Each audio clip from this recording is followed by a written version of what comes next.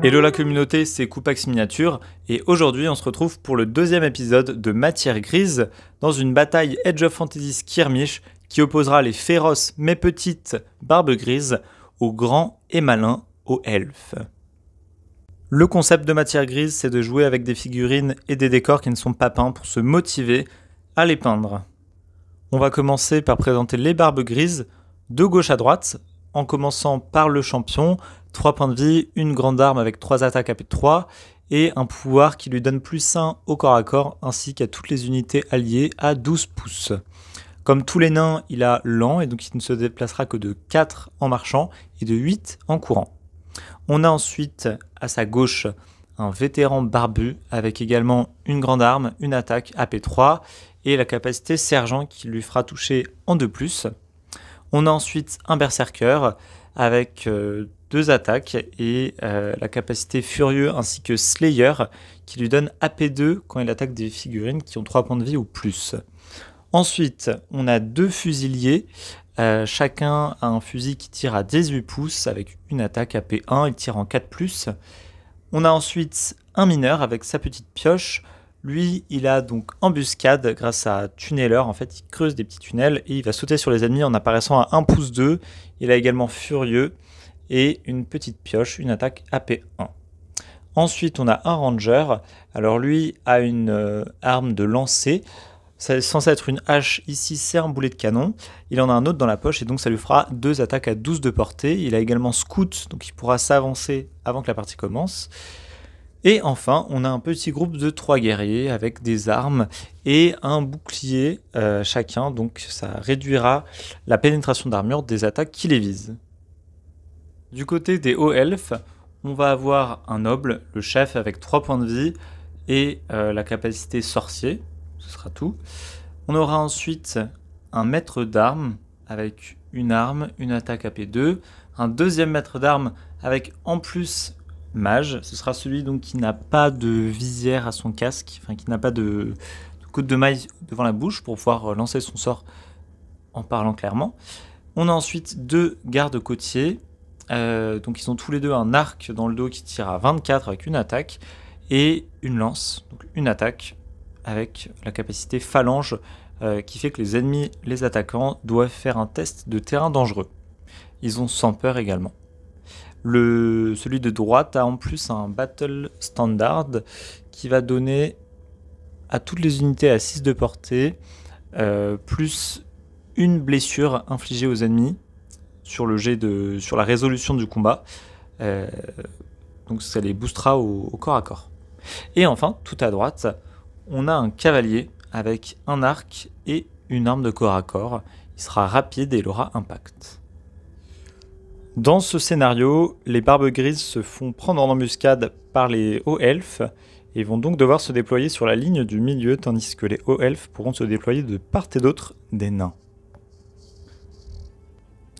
Premier jeu de déploiement, en rouge les nains, en blanc les elfes. C'est les elfes qui vont pouvoir commencer à se déployer. Le déploiement est terminé. On retrouve de ce côté-ci, derrière un énorme arbre en pot, le héros des elfes ainsi que le cavalier et un des gardes, un des maîtres d'armes. Au centre, enfin juste en face d'eux, il y a le chef des nains, son sergent, le lanceur de boulets et le berserker. Au milieu, un des fusiliers, le groupe de guerriers et un deuxième fusilier. Et face à eux, on retrouve un groupe d'elfes avec le deuxième sorcier et les 2 gardes côtiers. Enfin, juste à côté du compteur de tour, le nain mineur se tient hors du combat, prêt à sauter dans le trou pour ressortir quelque part sur la carte au début du tour 2, 3 ou 4. Et la mission sera une capture d'objectif centrale, donc un King of the Hill. Il faudra capturer la caravane des nains. Et donc c'est parti, initiative aux elfes.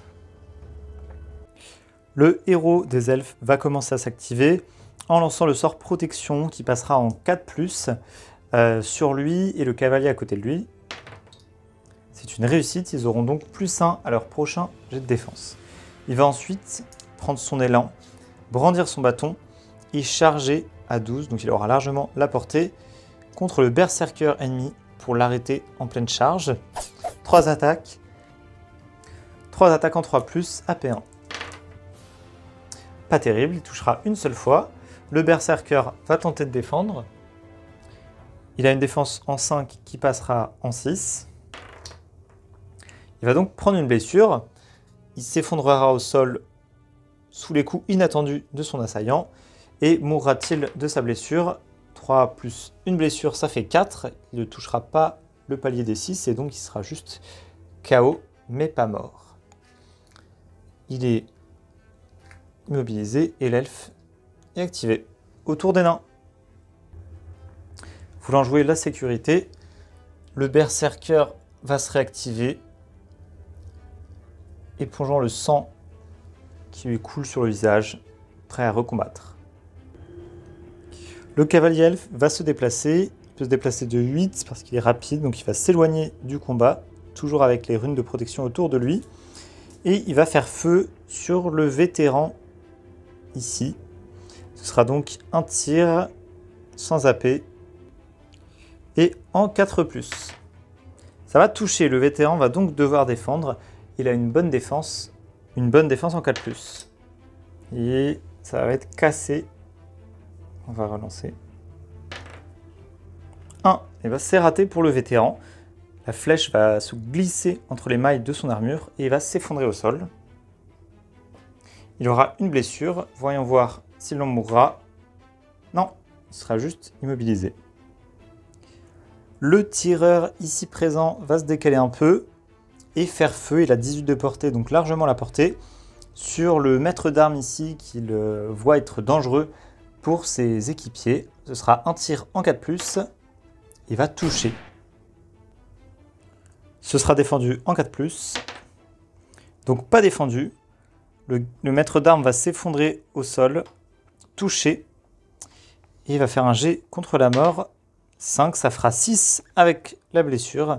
Il va donc succomber au tir.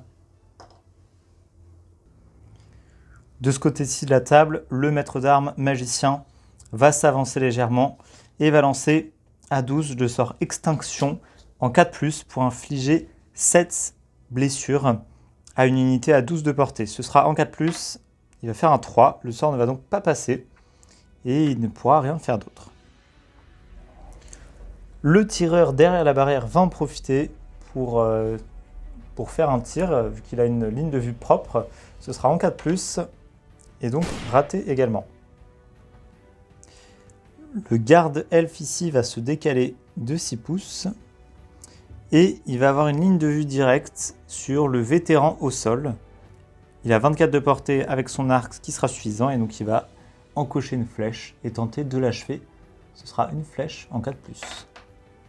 Il va le toucher et le vétéran sera achevé automatiquement. Enragé par la mort de son fidèle sergent, le chef des nains va charger au corps à corps le sorcier elfe. 3 attaques en 3+. Avec AP3, il y en a une seule qui touchera. Le sorcier elfe a une défense de 4, 3 avec son sort. AP3, ça fera quand même un 6, il devra donc défendre en 6. Il va faire un 2 et donc il va prendre une blessure. Il va pouvoir riposter tout de même.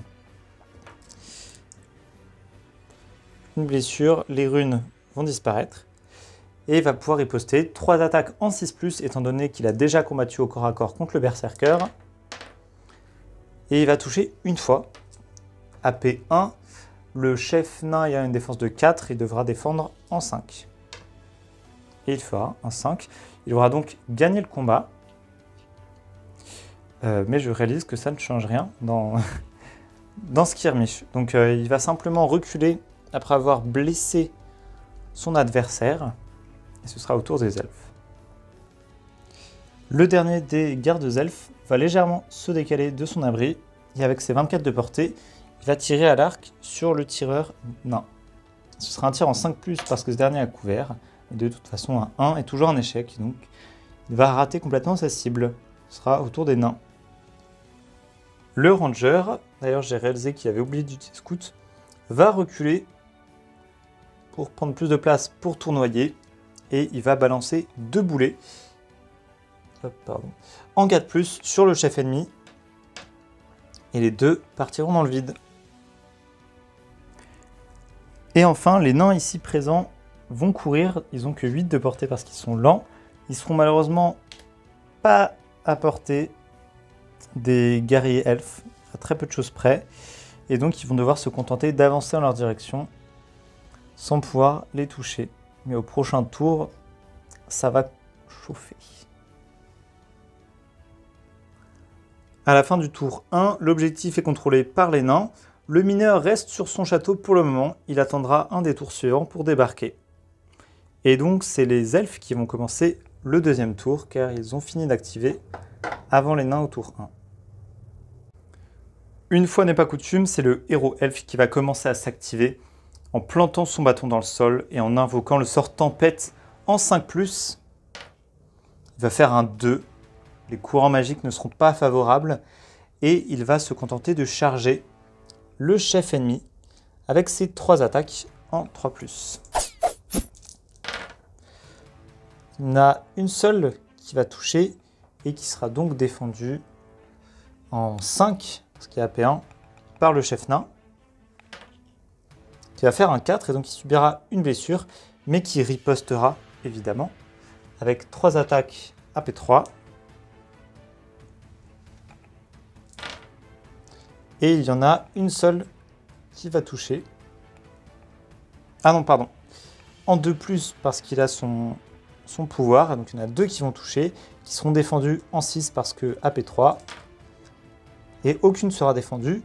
Le héros elfe va donc succomber potentiellement à ses blessures avec 3 points de dégâts encaissés. Il va faire un G contre la mort.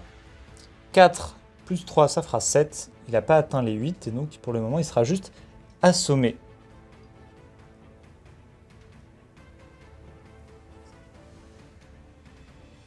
Ça va être au tour des nains et tout de suite le héros nain va courir achever son adversaire en lui plantant la hache dans les côtes. Il va pouvoir se consolider et il va se déplacer 2-3 en direction du cavalier.